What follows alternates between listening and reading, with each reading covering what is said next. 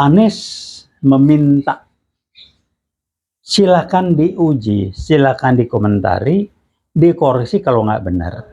Apa yang saya akan lakukan, bagaimana saya berpikir konsep dan sebagainya. Dan dia yakin dengan apa yang akan disampaikan, karena disampaikan. Dia siap dan konsepnya. Saya nggak tahu, nggak ngikutin detail ngomong, tapi saya cuma baca pertanyaannya dalam tanda petik keras, galak, tapi hasilnya katanya dia dapat apresiasi. Ya kampus ya begitu kan. Kalau Anda tidak siap dengan argumentasi, dengan segala macam, dasar nilainya tidak kuat, lalu dikerjain di kampus.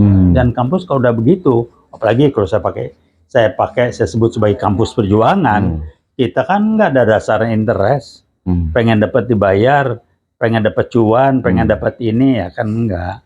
Jadi ya dia ngomong apa yang menurut dia perlu diungkapkan sesuai dengan keyakinan dia, apa yang diungkapkan itu baik, bermanfaat. Jadi saya mengatakan Anies yakin dengan konsep dan apa yang direncanakan disampaikan, dia yakin ini baik menurut Anies untuk bangsa dan negara. Silakan Anda bantah kalau nggak benar. Jadi kira-kira nangkepnya bantah kalau nggak benar. Bolehlah capres yang lain kemudian sekarang punya kesempatan mengkoreksi semua dialog-dialog Anies itu terus dibantah gitu ya. Silakan.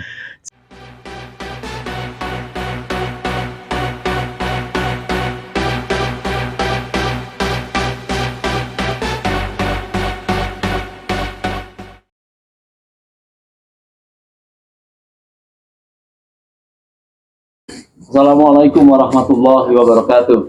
Waalaikumsalam warahmatullahi wabarakatuh.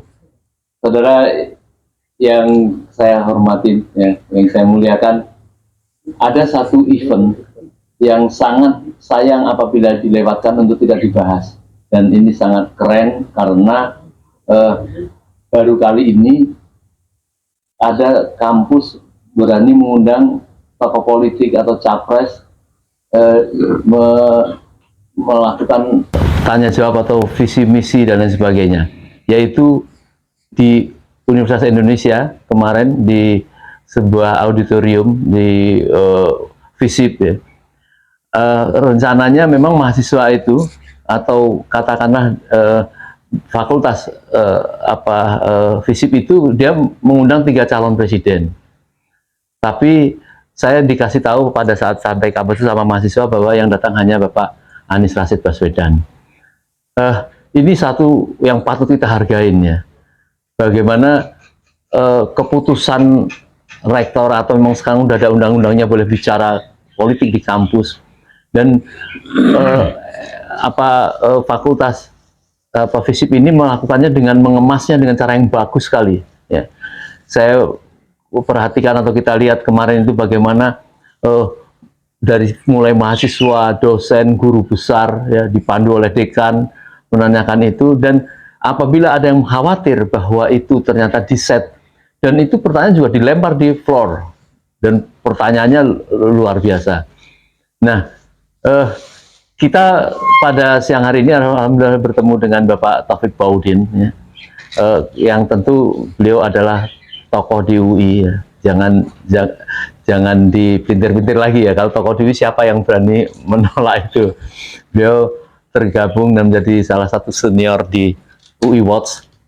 Nah, kita sangat kepengen sekali satu ini dulu, apa komentar Pak Taufik Baudin tentang peristiwa mengundang capres itu untuk debat.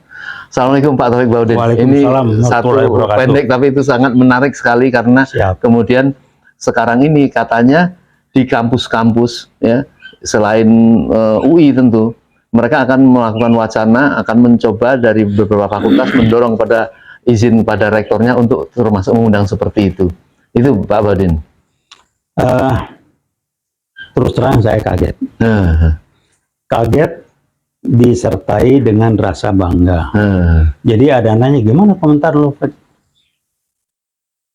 FISIP UI sudah kembali dengan jati dirinya sebagai kampus perjuangan.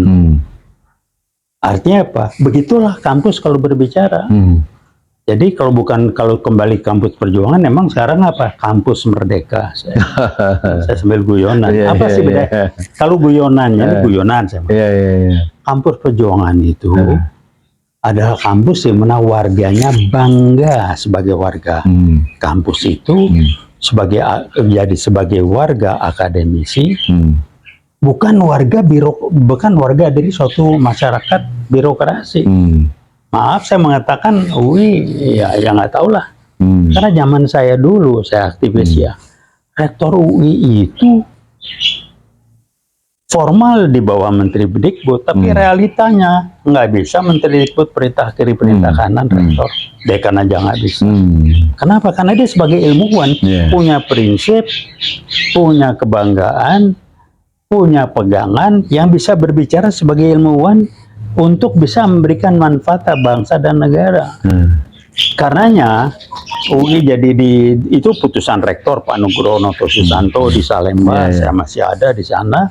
Beliau yang memutuskan UI itu sebagai kampus perjuangan. Ini bukan kata saya, itu kesepakatan.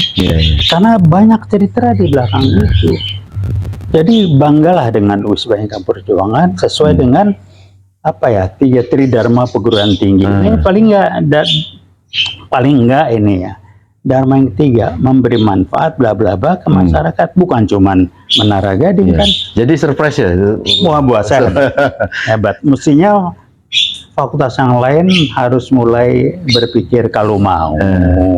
Tapi kalau masih mau berpikir sebagai bagian dari satu birokrasi ya silakan aja. Saya kan udah nggak bukan bagian dari orang kampus. Mengapa saya tanyakan surprise Bang? Karena saya kebetulan hadir. Apa itu ya, namanya mahasiswa kan, gila ya, mau bertanya apa ya urusan gue lah. Kebebasan kampus kan, kebebasan kampus. Dan yang modelnya apa itu perbaikan ke depan itu ada si dosen, tapi ini mahasiswa ini yang keren. Saya tidak ingin membahas isinya karena waktunya pendek dan banyak hal yang ingin saya tanyakan ke Abang. Tapi begini, kenapa mungkin analisa sedikit lah. Walaupun saya tahu lah, kalau saya bisa menganalisa isinya, andai kata kemudian ditanyakan pada capres yang lain, saya cuma senyum-senyum gitu ya. Jadi saya ingin tanya kepada Abang, kenapa kira-kira kalau 2 capres yang lain itu tidak hadir, apa perkiraan Abang? Waduh, ini saya nggak kompeten menjawabnya nih. Yang bisa menjawab ya 2 yang lain. Tetapi yang saya nggak baca di sumber saya medsos ya, nggak lengkap. Yang saya baca di medsos cuman jawaban dari alasan dari Ganjar Pranowo. Nah itu saya bisa komentarin. Jawabannya amat sangat jenaka sekali. Nggak masuk logika. Jawabannya untuk, jadi saya bilang ini jawaban untuk ngeles. Karena saya belum capres lah. Anda kemarin kampanye kiri kanan sebagai gubernur, jalan-jalan bagi-bagi ini, itu apa itu? Itu komentar saya. Mendingan kalau Prabowo saya nggak tahu. Dia teman saya nggak komentar, dia pun nggak ngasih komentar. Jadi kalau saya buat tergantung tinggal melihatnya. Ini dilihat sebagai peluang atau sebagai ancaman.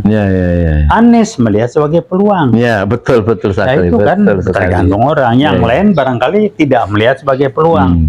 Kalau tidak melihat sebagai peluang, ya mungkin kalau Ganjar sih saya pikir ya sebagai ancaman lah. Kalau dia takut dikerjain kan, nggak punya konsep dalih.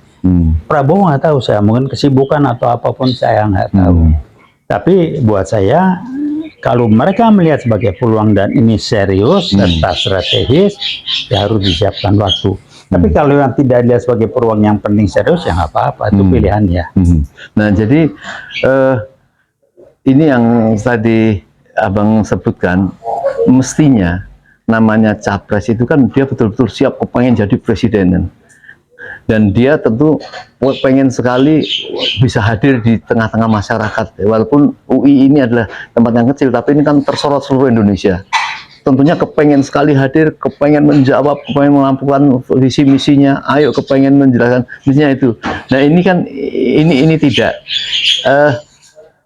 Peluang ini menurut Abang sangat disayangkan nggak? Iya beda. Kalau saya melihatnya sebagai peluang. Kenapa? Seorang capres, calon itu kan harus mensosialisasikan siapa dia ini, apa gagasan-gagasan ide dia, sebagai kalau jadi presiden kan itu biar publik menilai, mengkaji, sehingga dia akan siap untuk memberikan argumentasi ini dasar konsep dan lain sebagainya. Karena saya bilang ini peluang. Karena ngomong di kampus, khususnya kampus UI, itu akan beda dengan ngomong di tempat lain. Buat saya loh ya, yang ngomong ilmiah, saya praktisi. Jadi Silakan rasain aja. Jadi kita lihat itu kan sangat real sekali ya. Artinya penyambutan para mahasiswa kepada Anies Rashid Baswedan ini, dan mungkin di mana-mana juga kita lihat real dalam arti mereka menganggap ini sangat pantas sekali.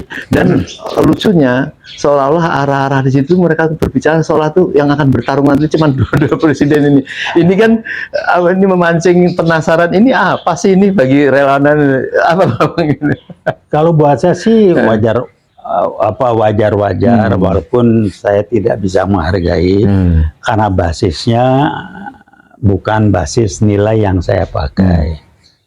Wajar dalam arti kata yaitu bagian atau upaya proses untuk memenangkan suatu pertarungan calon capres yang akan maju. Nah, lewat itu ya barangkali itu ada cara yang terbaik. Soal apakah itu elegan, menarik, baik enggak, tergantung dasar moral, dasar nilai, life values kita dalam melihat itu apa yang kita pakai. Kalau life values-nya berseberangan dengan nilai-nilai hidup orang yang mengusung, nggak akan pernah nyambung. Dan satu hal, kalau sudah bicara nilai-nilai hidup, tidak bisa dan bukan untuk diperdebatkan kalau mencari siapa yang benar, siapa yang salah. Nilai sama dengan keyakinan, belief, itu cukup untuk kita tahu, oh lo begini ya sudah. Nggak akan pernah ada keyakinan dan ataupun nilai-nilai bisa diperdebatkan, kemudian dicari jalan tengah. Nilai itu pilihan, keyakinan. Sama juga Anda berdebat, yang satu bilang, maaf ya, ini mungkin terus sensitif, kurang pas pada yang satu agama A, yang satu agama B. Berdebat untuk cari solusi, mencari agama yang benar, nggak akan bisa. Orang keyakinan. Sama juga keyakinan kita mengenai Pancasila, ya seperti itu.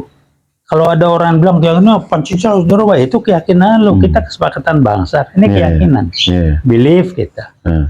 Jadi kalau dari nilai ya dikaitkan dengan capres-capres ini, kira-kira apa yang disampaikan visi program dan